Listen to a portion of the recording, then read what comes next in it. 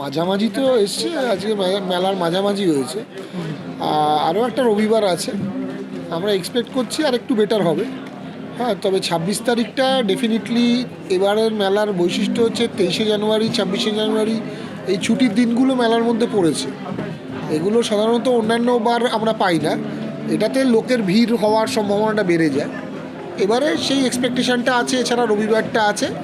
এবারে তো শীতকালে মেলা হচ্ছে, শীতটা রয়েছে, মানুষের মধ্যে একটা উৎসবের আমেজ রয়েছে, কাজেই মেলায় বিক্রি ভালো হওয়ারই কথা। এটা এখনও আমাদের এটাই মূল প্রাপ্তি যে অনুবাদ সাহিত্যগুলো আমরা মানুষকে অত্যন্ত ন্যায্য মূল্যে দিতে পারি, এটাই আমাদের মূল বৈশিষ্ট্য।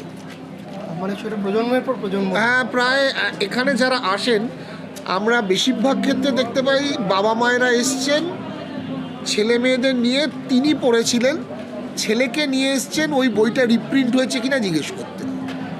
এটা আমাদের কাছে এটা খুব কমন ব্যাপার, মানে তিনি পড়েছেন ছোটোবেলায়, এবং যার ফলে কি হয়েছে, তিনি তার ছেলে বা মেয়েকে নিয়ে এসছেন এবং বলছেন যে আমি স্কুলে থাকতে এটা পড়েছি বা প্রাইজ পেয়েছি।